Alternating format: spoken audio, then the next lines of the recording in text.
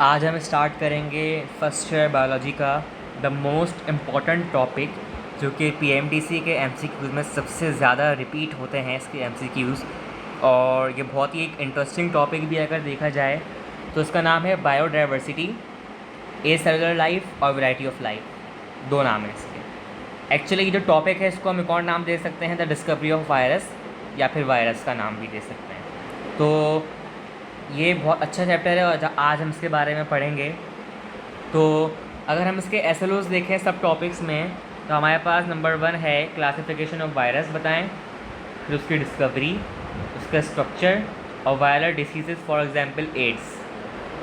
तो इसके जो लर्निंग ऑब्जेक्टिव्स हैं हमारे पास नंबर 1 है trace the discovery of virus, ठीक है।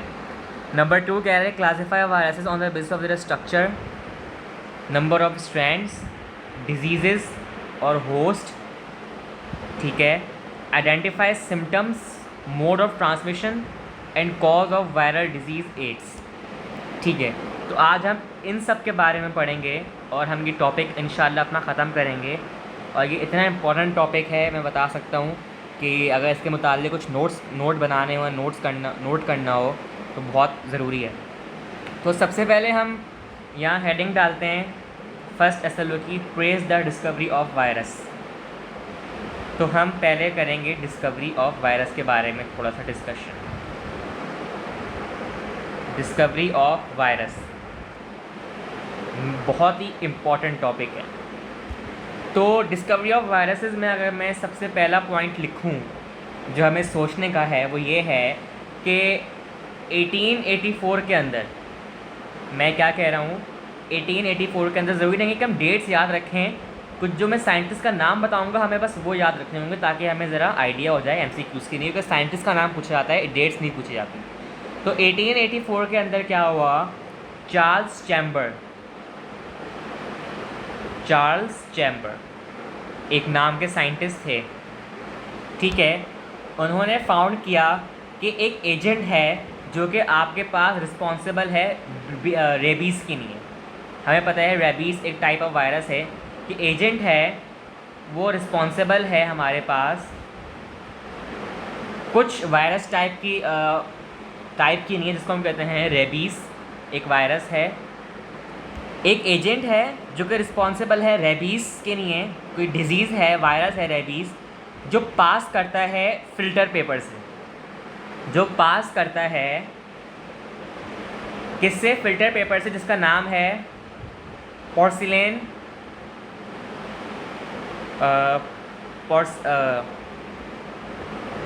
पोर्सिलेन फ़िल्टर पेपर से, उससे पास कर जाता है। पोर्सिलेन भी कह सकते हैं या पोर्टलियन भी कह सकते हैं, दोनों नाम इसके सही हैं। तो चार्ल्स चैम्बर ने ये कहा कि एक एजेंट है जो कि रेबीज़ के लिए रिस्पॉन्सिबल है, वो पास कर जाता है पोर्टलियन फ़िल्टर पेपर से। ये बात तो हमारी हो गई सच, मान ली गई। अब क्या हुआ, अब हुआ ये कि उन टाइमिंग्स के अंदर, यानी कि उन डेज़ के अंदर, मैं लिखता हूँ ऑन इन दीज डेज़ या फिर इन दोज डेज़ या उन दोज टाइम्स, मैं लिख दूँ कि उन टाइमिंग्स के अंदर क्या हुआ कि जो भी एजेंट था जो क्या रेबीज़ कॉज कर रहा था या कोई और सा डिज़ीज़ कॉज कर रहा था, उसे नाम दिया था वायरस। उन those time any agent causing disease, कोई भी एजेंट जो कि डिज़ीज़ कॉज करता था उसे हम नाम देते थे वायरस का। ये बात भी हमने मान ली, ठीक है। अब जो टर्म हमारे पास फ़िल्टरेबल है या फिर नॉन फ़िल्टरेबल है, ये हमारे पास वायरस के लिए यूज़ की जाती थी। कौन सी टर्म्स बता रहा हूँ मैं, फ़िल्टरेबल जो कि फ़िल्टरेबल टर्म है और नॉन फ़िल्टरेबल टर्म है। यानी कि वायरस जो है या तो फ़िल्टर पेपर से पास हो गया या नहीं हुआ, फ़िल्टरेबल हो गया या नॉन फ़िल्टरेबल, उसे हम वायरस की डिस्कवरी को कहते थे कि नहीं कहते। ये बात भी हमने मान ली। अब क्या हुआ, 1892 के अंदर साइंटिस्ट था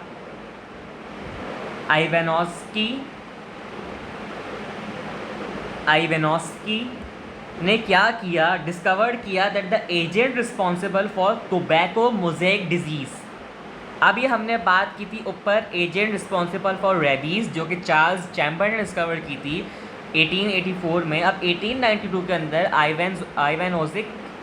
आइवैनोस्की इसने डिस्कवर क्या किया, एजेंट रिस्पॉन्सिबल, मैं यहाँ पे लिख देता हूँ, agent responsible for tobacco mosaic disease, वो पास नहीं किया फिल्टर पेपर से, and bacteria free filtrates still cause the disease. अब जो ये पास नहीं किए वो भी आपके डिजीज़ कॉज कर रहे थे। जो फिल्टर कर गया पोर्टलैंड फिल्टर से वो भी डिजीज़ कॉज कर रहा है, जो नहीं किया वो भी डिजीज़ कॉज कर रहा है। और अगर हम इसको एक अच्छे नाम में बोलें, for tobacco disease does not pass through the filter and bacteria free filtrate still cause the disease, यानी कि बैक्टीरिया जो फ्री था फिल्टर से वो भी डिजीज़ कॉज कर रहा था, और जो नहीं था फिल्टर से वो भी डिजीज़ कॉज कर रहा था। ये तो हमारे पास बातें हो गई, ठीक है। अब क्या हुआ, इसके बाद हमारे पास जो है एक डिस्कवरी चली कि जो फिल्ट्रेट है ना, हमारे पास जो फिल्ट्रेट है वो कर रहा है डिज़ीज़, फिल्ट्रेट डिज़ीज़ कर रहा है। मुझे समझ नहीं आया, मैं बताता हूँ। फिल्ट्रेट जो है जिससे हम पास करवा रहे थे बैक्टीरिया वायरस को, वो कॉज कर रहा था बहुत सारे disease. Filtrate caused many diseases, सही है। तो अब क्या हुआ, 1935 के अंदर स्टैनली नाम का साइंटिस्ट था, स्टैनली, जिसने प्योरीफाइड किया फिल्टरेबल एजेंट्स को। फिल्टरेबल एजेंट्स बोलें तो वायरसेस या बैक्टीरिया। फिल्टरेबल एजेंट्स को उसने क्या किया, स्टैनली ने 1935 के अंदर प्योरीफाइड किया, यानी कि साफ़ किया, प्योरीफाइड किया, ठीक है, प्योरीफाइड किया। और उसने क्रिस्टलाइज्ड किया टोबैको मोज़ेक वायरस को। उसने वायरस को क्रिस्टलाइज किया और उसने ये फाउंड किया that viruses only contains proteins and nucleic acids. ये बहुत इंपॉर्टेंट टर्म है कि स्टैनली ने फिल्टरेबल एजेंट्स को प्योरीफाई किया और क्रिस्टलाइज किया टोबैको मोज़ेक को। टोबैको मोज़ेक बोलें तो हमारे पास एक पोटैटो प्लांट की एक टाइप है जिसके ऊपर हमारे पास ये वायरस लगता है, जिसको हमने नाम दिया टोबैको मोज़ेक। उसको क्रिस्टलाइज किया और वायरस को कहा कि इसके अंदर सिर्फ प्रोटीन्स और न्यूक्लिक एसिड्स होते हैं। तो ये हमारे पास डिस्कवरी निकली वायरस की। तो यहाँ पे हमारे पास जो है एक वायरस की डिस्कवरी का एक समराइज फॉर्म, एक स्केच आ गया जिससे हम आगे चल के अपने MCQs और अच्छी तरह सॉल्व कर सकते हैं PMDC के लिए। तो यह हमारे पास ख़त्म हुआ टॉपिक। तो अब हम जो पढ़ेंगे नेक्स्ट टॉपिक, यहाँ पे मैं टिक मार्क लगा देता हूँ। अब हम पढ़ेंगे second, classify viruses on the basis of the structure, number of strands, disease, host, ये सब। चलें आगे बढ़ते हैं।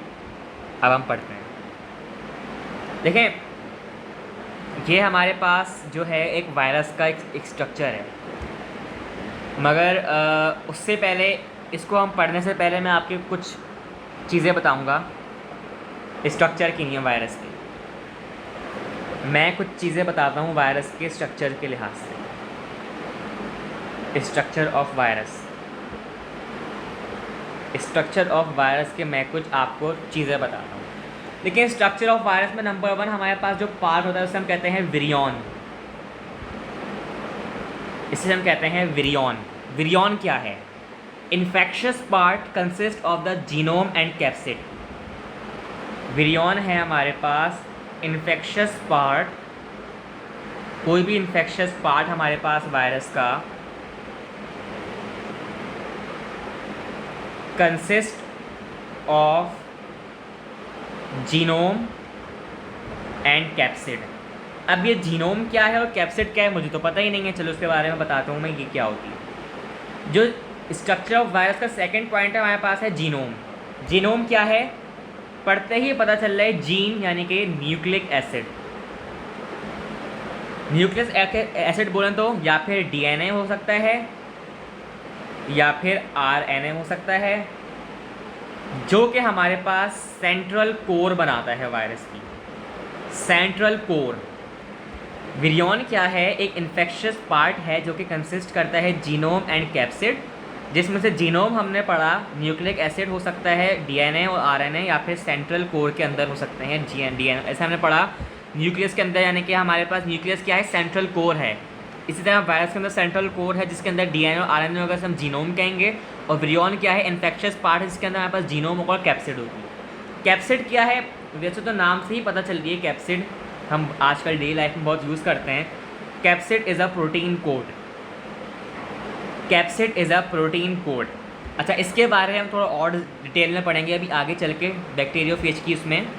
Capsid is a protein coat made up of protein subunits called capsomeres. Made up of protein के कुछ सब units होते हैं जिन्हें हम नाम देते हैं कैप्सोमीड्स। कैप्सिड एक प्रोटीन कोड है जिसको हम कहते हैं मेड अप ऑफ प्रोटीन सब यूनिट्स कैप्सोमीड्स। और अगर मैं कुछ इसके बारे में आपको थोड़ा और बताता चलूँ तो फॉर एग्ज़ाम्पल मेरे पास एक वायरस है, एडिनो वायरस। क्या है, एडिनो वायरस, जिसके पास मेरे हैं 252 कैप्सोमीड्स। ये एमसीक्यूज में आ सकता है जब भी मैंने यहाँ पे बताया है। एडिनो वायरस के पास कितने कैप्सोमीड्स हैं कैप्सिड के अंदर, 252 कैप्सोमीड्स। वाइल हर्पिस वायरस जो कि बहुत ही कॉमन है, हर्पिस वायरस, उसके पास कितने हैं, 162 कैप्सोमीड्स। 162 कैप्सोमीड्स। ठीक है, तो ये आपके पास एक बहुत अच्छी इंफॉर्मेशन आ गई। अब हम पढ़ते हैं नंबर 4 पार्ट स्ट्रक्चर का, जो कि हमारे पास है एनवेलप। एनवेलप से भी हमें कुछ जहन में याद आ रहा है। एनवेलप बोलें तो समटाइम्स द न्यूक्लियोकैप्सिड यानी कि capsid is covered by another membrane derived from the host cell is called envelope. अब मैं एक बात बता दूँ, वायरस के ऊपर तो कैप्सिड है प्रोटीन कोड की। अब जब वो वायरस मेरे अंदर गया तो उसने मेरे अंदर से एक ऑटोमेटिकली एक एनवेलप, एक मेम्ब्रेन डेवलप कर ली, तो उसको मैं कहूँगा न्यूक्लियोकैप्सिड। न्यूक्लियोकैप्सिड वायरस की जो अपनी थी वो कवर्ड हो गई by another membrane, by another membrane derived from the host cell, उसे हम कहते हैं एनवेलप। तो ये हमारे पास स्ट्रक्चर ऑफ वायरस के 4 पॉइंट्स आ गए, बहुत ही इम्पॉर्टेंट। तो ये याद रखने की ज़रूरी बात है, और इसको नोट भी करना चाहें तो नोट कर लें तो और ही अच्छी बात है। तो यहाँ हमने स्ट्रक्चर पढ़ लिया, सही है। अब यहाँ मैं इसके बारे में कुछ एक और इन्फॉर्मेशन देता चलूँ थोड़ी सी, कि virus is non living outside the body of the host. यानी कि वायरस जो है आपके पास, बहुत इंपॉर्टेंट है, एमसीक्यू के लिए, वायरस इज़ नॉन लिविंग, मगर कब है, हर वक्त नहीं। जब वो होस्ट के आउटसाइड होगा, यानी कि इंसान के या किसी भी जानवर के अंदर वो आउटसाइड होगा, बाहर होगा, अंदर नहीं होगा, तो उसे हम कहेंगे non living virus which is outside of the host. But once it enters the host body, मगर एक दफ़ा जब वो मेरे अंदर आ गया या होस्ट के अंदर आ गया, तो वो अपने आप को स्टार्ट कर देगा रिप्रोड्यूसिंग, अपने आप को जल्दी से रिप्रोड्यूस करना शुरू कर देगा using the host machinery. Host के जो जीनोम्स हैं, होस्ट की जो जेनेटिक मटेरियल्स हैं, उनको हम कहते हैं होस्ट मशीनरी। उनको इस्तेमाल करते हुए वो अपने आप को रैपिडली मल्टीप्लाई, रिप्रोड्यूस कर लेगा and converted in the form of living virus, while before outside of the host it was non living. तो ये भी हमारे पास एक बहुत ही अच्छी चीज़ है, सही है। तो अब हम आगे बढ़ेंगे। आगे बढ़ते ही सन हम बात करेंगे स्ट्रक्चर ऑफ बैक्टीरियोफेज। ये हमारे पास बैक्टीरियोफेज है जिसे हम कहते हैं बैक्टीरियोफेज। अगर हम बोलें तो बैक्टीरियोफेज उसका नाम है कि वायरस ने बैक्टीरिया के ऊपर अटैक किया और उसने बैक्टीरिया के ऊपर अटैक करते ही सन अपने आप को नाम दे दिया T4 बैक्टीरियोफेज। उस वायरस को हम कहते हैं बैक्टीरियोफेज। तो बैक्टीरियोफेज की जो बॉडी है हमारे पास वो कंसिस्ट करती है हेड की, यहाँ पे बना हुआ है, और टेल रीजन की। दो पार्ट्स हैं। अब हमने पढ़ा कैप्सिड। कैप्सिड बोलें तो प्रोटीन कोड, सही है। तो कैप्सिड हमारे पास कहलाती है हेड। ये हमारे पास है capsid. The head region is called capsid. It is made up of proteins. Within the head the genetic material जिसे हम कहते हैं genome is present in the form of nucleic acid whether RNA और DNA। In case of bacteriophage, अगर हम bacteriophage के अंदर बात करें तो हमारे पास वायरस का जो जीनोम होता है वो क्या होता है, डबल स्ट्रैंडेड DNA होता है। जीनोम वायरस का बैक्टीरियोफेज के अंदर क्या होता है, डबल स्ट्रैंडेड DNA होता है। डबल स्ट्रैंडेड DNA इसका जीनोम होता है बैक्टीरियोफेज के वायरस के अंदर। तो ये हमारे पास कैप्सिड थी। कैप्सिड के अंदर प्रोटीन कैप्सुमीड्स थी और जीनोम था। जीनोम में बोलें तो डबल स्ट्रैंडेड DNA था। तो हमारे पास ये हेड रीजन कंप्लीट हुआ।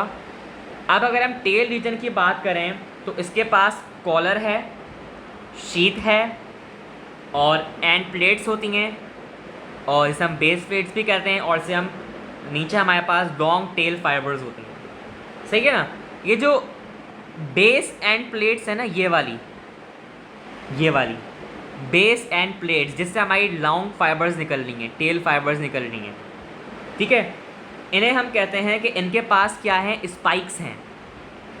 Base and plates have spikes through which the virus attaches to the host body. ये स्पाइक्स ही हमारे पास हैं लॉन्ग टेल फाइबर्स, जो मदद करती हैं पेनिट्रेशन या फिर अटैचमेंट के लिए होस्ट बॉडी के अंदर अपने आप को ड्रिल करने के लिए। हमारे पास स्पाइक्स होती हैं जो बेस प्लेट से निकल रही होती हैं, जिन्हें हम कहते हैं लॉन्ग टेल फाइबर्स, ठीक है। अब जो आपके पास टेल फाइबर्स होंगे जब अटैच होंगी, जब ये कॉन्ट्रैक्ट होंगी। हमें पता है कि जब कॉन्ट्रैक्ट होंगी तो ये पेनिट्रेट करेंगी, कॉन्ट्रैक्ट्स होंगी और पेनिट्रेशन करेंगी into the host cell, penetration करेंगी होस्ट सेल के अंदर, और न्यूक्लिक एसिड इनका इंजेक्ट हो जाएगा body travelling through the tail. अब जैसे ये आपकी अटैच करेंगी होस्ट के अंदर अपनी टेल के ज़रिए, तो इसका जो न्यूक्लिक एसिड है ये आपका पास करता करता टेल के ज़रिए होस्ट के अंदर चला जाएगा, और वहाँ पे इसकी रैपिड रिप्रोडक्शन स्टार्ट होएगी। जेनेटिक मटेरियल इसका डुप्लीकेट होना शुरू हो जाएगा। तो ये हमारे पास बैक्टीरियोफेज का स्ट्रक्चर है। तो ये हमारे पास शीट्स हैं जो कि आपके वायरस के अंदर के स्ट्रक्चर्स को प्रोटेक्ट करती हैं, और ये हमारे पास कॉलर है। कॉलर के नीचे वाला हिस्सा बेस प्लेट है, ऊपर वाला हिस्सा कॉलर है। कैप्सिड है, टेल है, बेस प्लेट्स हैं, हेड है, शीथ है, लॉन्ग टेल फाइबर्स हैं। तो वायरस का स्ट्रक्चर बहुत ही सिंपल है, सिर्फ दो चीज़ों के ऊपर बेस करता है। प्रोटीन बोलें तो कैप्सिड के अंदर, जीनोम बोलें तो आपका DNA डबल स्ट्रैंडेड बैक्टीरियोफेज के अंदर ख़ास तौर पे। ये भी एक इम्पॉर्टेंट पॉइंट है, ठीक है। अब हम पढ़ेंगे वायरस की क्लासिफिकेशन। वायरस की क्लासिफिकेशन एक इंतहाई इम्पॉर्टेंट टॉपिक है हमारे पास, जिसको अब हम डिस्कस करेंगे। Classification of virus. तो वायरस की क्लासिफिकेशन पढ़ते हैं on the basis of morphology, यानी कि आउटर स्ट्रक्चर के ऊपर। हमने जब बात की वायरस के, जो वायरस की आउटर स्ट्रक्चर है, तो वायरस को हम किन क्लासेस में कहते हैं, तो कहते हैं हम लोग virus into classify into rod shape, कि भाई एक रॉड शेप का वायरस है। क्या कहते हैं, एक रॉड टाइप शेप है जिसका वायरस है, जिसे हम कहते हैं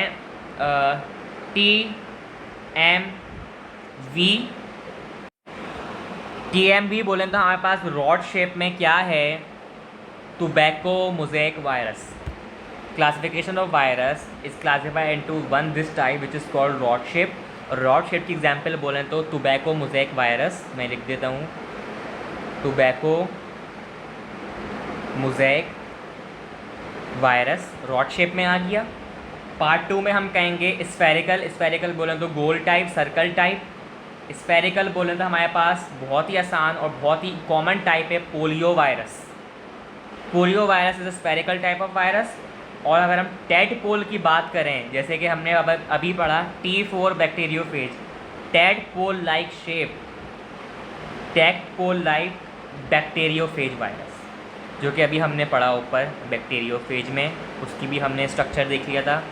तो हमारे पास ये 3 क्लासेस हैं वायरस की और बहुत इम्पॉर्टेंट हैं, बहुत इम्पॉर्टेंट हैं ये टाइप्स। ठीक है, अब हम बात करेंगे कुछ चीज़ों की। वो चीज़ें ये हैं कि मैं यहाँ पे लिखता हूँ फॉर एग्ज़ाम्पल कि द जेनेटिक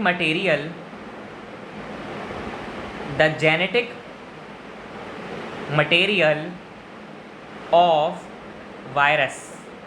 भाई वायरस का जो जीनोम है, जेनेटिक मटेरियल है, वो वो कैसा हो सकता है, मुझे क्या पता। अभी हमने पढ़ा कि भाई डबल स्टैंडर्ड भी हो सकता है डीएनए का, हाफ स्टैंडर्ड, सिंगल स्टैंडर्ड भी हो सकता है, आरएनए भी हो सकता है। तो जेनेटिक मटेरियल किस टाइप का होगा, हम उसकी बेसिस पर इसको हम आइडेंटिफाई करेंगे और हम उसके बारे में पढ़ेंगे। तो यहाँ पे मैं बताता हूँ कुछ बहुत इम्पॉर्टेंट फैक्टर्स, और ये इंतहाई इम्पॉर्टेंट है हमारे पीएमडीसी के लिए। तो जो डीएनए एनवेलप्ड वायरस होते हैं ना, यानी कि डीएनए आपके एनवेलप्ड हैं, डीएनए के ऊपर मेम्ब्रेन है, या एनवेलप है, तो वो टाइप के हो सकते हैं डीएनए एनवेलप, या फिर डीएनए नेकेड वायरस, यानी कि जिनके ऊपर कोई एनवेलप नहीं है या कोई मेम्ब्रेन नहीं है। एक टाइप ये हो गई जेनेटिक मटेरियल की। एक टाइप मैं ये बोलूँगा आरएनए एनवेलप, ये भी सही है। आरएनए एनवेलप्ड होंगे यानी कि आरएनए के ऊपर मेम्ब्रेन होगी, या फिर आरएनए नेकेड होंगे, उनके ऊपर कोई मेम्ब्रेन नहीं होगी। ठीक है, दूसरी टाइप बोलें तो हम अब मेन चीज़ क्या है, मैं इसको थोड़ा साइड में लिख देता हूँ।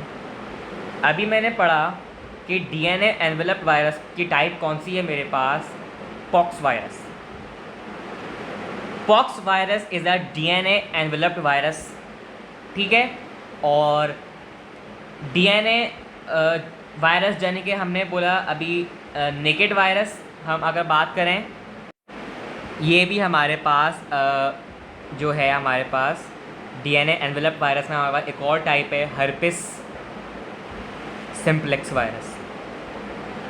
हर्पिस सिम्प्लेक्स और पॉक्स वायरस आपके पास क्या है, डीएनए एनवेलप्ड वायरस है।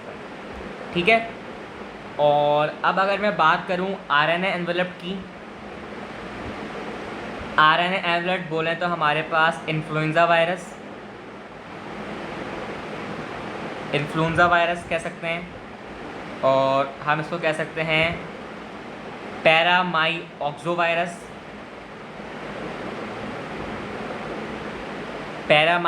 वायरस, जिसे हम एक और नाम देते हैं मम्प्स और measles. Paramyxovirus, mumps, measles, influenza और पोलियोमाइलिटिस,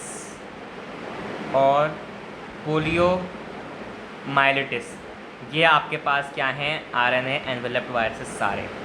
ठीक है, अच्छा अब मैं एक चीज़ और बता दूं, जो हमारे पास रेट्रोवायरस है, जिसे हम एक और नाम देते हैं आरएनए ट्यूमर वायरस, एक और नाम देते हैं आरएनए ट्यूमर वायरस। ये हमारे पास क्या है, single stranded RNA virus, single stranded RNA virus, ये हमारे पास सिंगल स्ट्रैंडेड आरएनए वायरस है। और इसी के साथ साथ नेकेड वायरस में हमारे पास जो टाइप हैं, एडिनो वायरस हो गई, पोलियो वायरस हो गई, और नेकेड बैक्टीरियोफेज हो गया, राइनो वायरस हो गया, ये हमारे पास नेकेड वायरस की टाइप्स हैं। और अगर मैं यहाँ पे कुछ वायरल डिजीज़ के बारे में बात करूँ तो स्मॉल पॉक्स हमारे पास एक वायरल डिजीज़ है, स्मॉल पॉक्स हो गया, हर्पिस सिम्प्लेक्स हो गया, डीएनए एनवेलप्ड वायरस था, herpes simplex, influenza which is RNA enveloped virus, influenza को हम एक और नाम देते हैं बर्ड फ्लू। बर्ड फ्लू जो आपके बर्ड के फैदर से फैल सकता है। मम्प्स, मीज़ल्स और पोलियो। अच्छा, मम्प्स में आपके पास तकरीबन 60% पीपल तो आपके पास इम्यूनिटी है इनकी मम्प्स से रिलेटेड, यानी कि आपके मम्प्स के लिए आपकी लोग जो हैं ज़्यादातर आपके स्टेबल हैं, ठीक है। और जो मीज़ल्स है वो तकरीबन आपका चाइल्डहुड में होता है। तो ये भी कुछ इंपॉर्टेंट पॉइंट्स हैं मैंने बता दिए। और इन दोनों की जो हमारे पास मेन टाइप है उसे हम कहते हैं पैरामाइऑक्सोवायरस, जो हमने पढ़ी, ठीक है। तो अब हम पढ़ेंगे मेन बहुत ही इम्पोर्टेंट टॉपिक अब हम पढ़ेंगे। एक वायरस की टाइप है जिसे हम कहते हैं एड्स। एड्स की फुल फॉर्म क्या है? एक्वायर्ड इम्यूनो या फिर acquired immune deficiency syndrome. AIDS की फुल फॉर्म क्या है? Acquired immune deficiency syndrome. और ये हमारे पास क्या है? It is a collection of symptoms and infection resulting from the specific damage to the immune system. हमें पता है ये डैमेज है हमारे इम्यून सिस्टम का, जब भी हमने इसको नाम दिया इम्यून डेफिशिएंसी। डैमेज है हमारे पास इम्यून सिस्टम का, और ये हमारे पास किस वायरस से कॉज होता है? ये हमारे पास कॉज होता है HIV। HIV की फुल फॉर्म क्या है? Human immuno deficiency virus. ये हमारे पास किस वायरस से कॉज होता है? हमारे पास ये कॉज होता है ह्यूमन इम्यूनो डेफिशिएंसी सिंड्रोम की वजह से, HIV की वजह से। और जो लेट स्टेज होता है ना इस कंडीशन का, वो इतना ख़तरनाक होता है कि वो कैंसर तक ले जाता है। इसका लेट स्टेज, इस वायरस का लेट स्टेज जो है, आपको कैंसर बोलें तो ट्यूमर्स तक ले जा सकता है। कैंसर, ट्यूमर्स, अगर ये ज़्यादा लेट हो गया, कुछ इन्फेक्शंस हो जाएंगे आपके अंदर, और ये आपका फेटल यानी कि डेथ क्रिएटिंग हो जाएगा। अच्छा, अब क्या है कि कुछ ट्रीटमेंट्स हैं इनके चलने के, मगर इनकी वैक्सीन नहीं है। क्यों? कि अगर हम वैक्सीन लगाएंगे तो वो आपका DNA रेप्लिकेशन करना स्टार्ट कर देगा, और रेप्लिकेशन की मदद से आपका ये वायरस और फैलेगा। तो इसी वजह से साइंटिस्ट अभी तक इसकी कोई भी डिस्कवरी नहीं कर सके वायरस की वैक्सीनेशन की।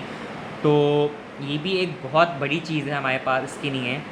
अच्छा, अब जो HIV है या एड्स है, ये हमारे पास कैसे ट्रांसमिट होता है, कैसे एक दूसरे के अंदर चला जाता है?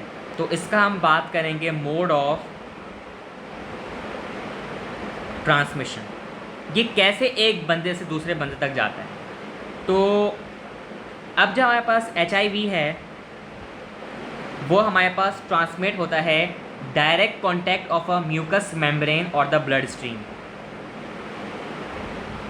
Direct contact of the mucous membrane और blood stream, ठीक है, with a bodily fluid containing HIV। मैं समझाता हूँ उसके बारे में, पहले मैं लिख दूँ और समझाता हूँ। Such as blood, bodily fluid में आ गया, सेमेन या फिर स्पर्म, वेजाइनल फ्लूइड, और जो आपकी प्री सेमेन होती है, प्री स्पर्म होती है, प्री सेमिनल फ्लूइड होती है बिफोर द एजैकुलेशन। आपका जो वाटरी फ्लूइड निकलता है पेनिस से, उससे निकल सकता है, या वजाइना से निकलता है, और ब्रेस्ट मिल्क से भी फैल सकता है। तो ये बॉडीली फ्लूइड्स हैं हमारे पास, इनकी मदद से हमारे पास जो है ये फैलता है HIV। और ये किस तरह फैलता है? जब हमारे पास सेक्सुअल इंटरकोर्स होता है, जब हम किसी सेक्सुअल एक्टिविटी में आते हैं, तो जब हमारा जो फ्लूइड निकलता है बॉडी, उसके ज़रिए हमारा ये फैल सकता है सेक्सुअल इंटरकोर्स। और ब्लड ट्रांसफ्यूजन, जो ब्लड डोनेट करते हैं उसके ज़रिए भी फैल सकता है, क्योंकि बॉडी फ्लूइड्स का ताल्लुक़ है इससे। और आपके पास हो गया कॉन्टेमिनेटेड हाइपोडर्मिक नीडल्स, जिससे हम इंजेक्शंस लगाते हैं, अगर वो आपके पास कंटेमिनेटेड होंगी यानी कि थोड़ी गंदी होंगी तो उनसे भी फैल सकता है। और इसको मैं थोड़ा और नीचे ले जाता हूँ। और आपका ये हो सकता है मदर और बेबी के दरमियान जो एक्सचेंज होता है ब्लड, मदर एंड बेबी के दरमियान जो आपका एक्सचेंज होता है blood during pregnancy.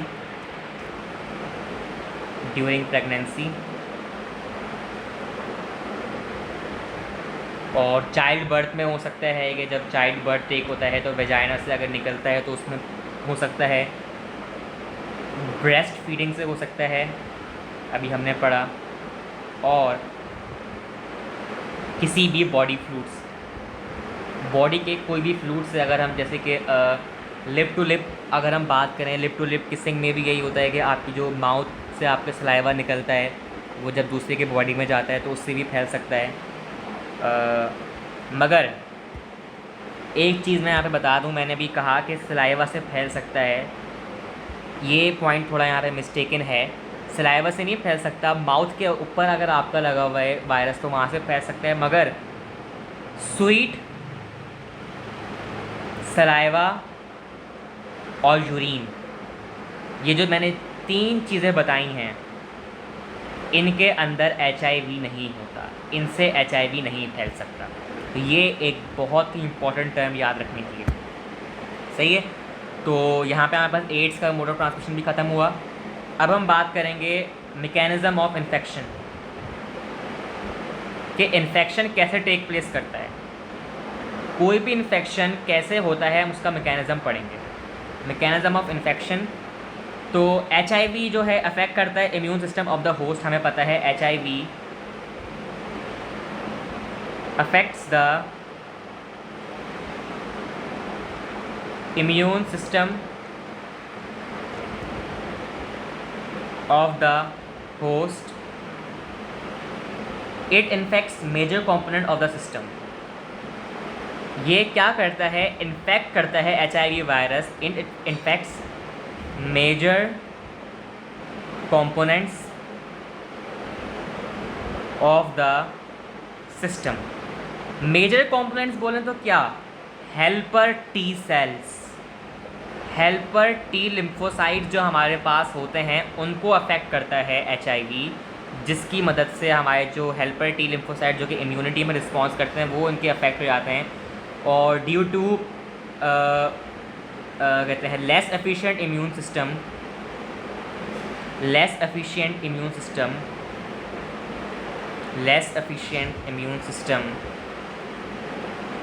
The body is susceptible to other infections. आपकी जो बॉडी है वो इज़ ससेप्टेबल, मीन्स आपकी अब आगे इन्फेक्शंस के लिए वो रेडी हो चुकी है, ससेप्टेबल टू अदर इन्फेक्शंस। अब और इन्फेक्शंस भी फैल सकते हैं, क्योंकि जब टी लिम्फोसाइट्स आपके इन्फेक्ट हो गए तो अब और वायरसेस भी आ सकते हैं। इसलिए HIV ऑल्सो अफेक्ट्स हमारा सेंट्रल नर्वस सिस्टम के सेल्स को भी अफेक्ट करता है HIV। तो ये भी हमारे पास एक बहुत बड़ी टर्म है। तो यहाँ तक मेरे ख्याल से हमने अपना ये चैप्टर कंप्लीट कर लिया है। अभी हम ऐसे रिव्यू कर लेते हैं। Classify virus on the base of structure, number of stage, diseases, hosts, identify symptoms, mode of transmission and cause of viral disease AIDS. ठीक है, यहाँ पे हमने शायद तकरीबन पूरा कर लिया है। और क्योंकि हमने अभी ये डिज़ीज़ पढ़ा HIV, तो हम इसकी कुछ प्रिवेंशन पढ़ेंगे कि किस तरह हम इसको बचा सकते हैं। कि जाहिर सी बात है हम इसको हम इस तरह कर सकते हैं कि हम अगर हम नीडल्स इस्तेमाल कर रहे हैं तो वो नीडल्स साफ़ हों। सेक्सुअल कांटेक्ट में हम कुछ चीज़ों का यूज़ करें, बॉडी फ्लूइड्स को हम इस तरह ना जाने दें अंदर कि बहुत सारी चीज़ें हैं लाइक कॉन्डम वगैरह यूज़ कर सकते हैं हम। तो ये चीज़ें भी बहुत हमारे पास मेजर करती हैं। और कोशिश किया करें कि जो बंदा अफेक्टेड है HIV से उससे हम सेक्सुअल एक्टिविटी में दूर रहें। तो ये भी थोड़ा एक रखने वाली चीज़ है। और ये आजकल मोस्ट रैपिडली कॉन्टेजियस डिजीज़ है क्योंकि आजकल सेक्सुअल कॉन्टैक्ट बहुत बढ़ रहा है और इसलिए ये आजकल हर किसी में फैल रहा है, मेल और फीमेल्स दोनों में फैल रहा है। तो ये भी बहुत एक मेन फैक्टर है हमारे पास। यहाँ पर हमारे पास तकरीबन सब कुछ कंप्लीट हुआ। और मैं बस एंड करते हुए थोड़ी और इन्फॉर्मेशन दे दूँ कि अभी हमने शायद कुछ चीज़ें पढ़ी थी वायरस के बारे में। डिज़ीज़ पढ़े थे आई थिंक हमने, हाँ डिज़ीज़ पढ़े थे हमने। तो उन डिज़ीज़ के बारे में थोड़ा बताता चलूँ कि हमारे पास जो इन्फ्लुएंज़ा वायरस है ना, बर्ड फ्लू, जो बर्ड के फैदर से फैलता है, वो किनको इन्फेक्ट करता है? सेल्स को जो कि आपके रेस्पिरेटरी ट्रैक को लाइन करते हैं। Influenza virus affects the cells lining. जब भी हमारे पास जो है एस्थमा वगैरह केसेस होते हैं, रेस्पिरेटरी ट्रैक्ट्स, इनको इन्फेक्ट करता है इन्फ्लुएंज़ा। पोलियो आपको किसका इन्फेक्ट करता है? नर्व सेल्स को, ब्रेन के नर्व सेल्स को। और जो टोबैको मोज़ेक हमारे पास पता है टोबैको प्लांट को इन्फेक्ट करता है, यानी कि टोमेटो अगर हम इसकी एग्जांपल लें, टमाटर उसको इन्फेक्ट कर सकता है। और वायरस की मैं बस एक सबसे मेन बात बता दूँ, इसकी करैक्टरिस्टिक, कि वायरस हमारे पास तकरीबन smaller than 200 nanometre. Virus is smaller than 200 nanometre. बस ये एक पॉइंट हमें याद रखना था इसके बारे में। तो यहाँ हमने वायरस का स्ट्रक्चर, उसके number of strands, RNA, DNA और डिजीज़ उससे रिलेटेड, उसके होस्ट और symptoms, mode of transmission, cause of viral disease AIDS और उसकी डिस्कवरी हमने सब कुछ पढ़ लिया है। तो यहाँ पे हमारे पास ये टॉपिक हुआ कंप्लीट। तो अब हम कुछ MCQ सॉल्व करेंगे MD-CAT में जो आते हैं इस चैप्टर के रिलेटेड। कुछ आउट ऑफ SLOs होंगे, हम उनको भी देख लेंगे, मगर वो पेपर में नहीं आएंगे तो नो प्रॉब्लम। जो SLO वाइज होंगे उनको हम यहीं पे डील करेंगे, कोई मसला नहीं है। तो नंबर 1 MCQs है, measles and mumps is caused by a virus belonging to a group called as. अभी हमने पढ़ा मीज़ल और मम्प्स किस क्लास से होते हैं? पैरामाइऑक्सोवायरस से। तो यहाँ पे हमने इसको टिक कर दिया। Bacteriophage replicates only in dash cell. हमें पता है वायरस T4 बैक्टीरियोफेज हमेशा बैक्टीरियल सेल के अंदर रेप्लिकेट करता है, तो इसीलिए हम उसे बैक्टीरियोफेज कहते हैं। Infectious hepatitis is caused by, ये भी मैं बता दूं यहाँ पर कि जो हमारे पास हेपेटाइटिस है ABCDE, तो जो इन्फेक्शस हेपेटाइटिस होता है हमारे पास हेपेटाइटिस B वायरस से कॉज होता है, HBV से। Prions are made up of, अभी हमने पढ़ा विरियॉन्स जो हमारे पास होते हैं वो जीनोम और न्यूक्लिक एसिड से बनते हैं, मगर जब प्रियॉन्स की बात करते हैं तो P स्टैंड फॉर प्रोटीन, वो खाली प्रोटीन से मिलकर बने होते हैं। और binomial nomenclature system was devised by Carolus Linnaeus ने किया था। ये हमारे पास सिलेबस में नहीं है मगर चलो खैर है। Closely related classes are grouped into, जो हमारे पास क्लोजली रिलेटेड क्लासेस होती हैं हमारे पास वो डिवीजन में होती हैं क्लासेस में।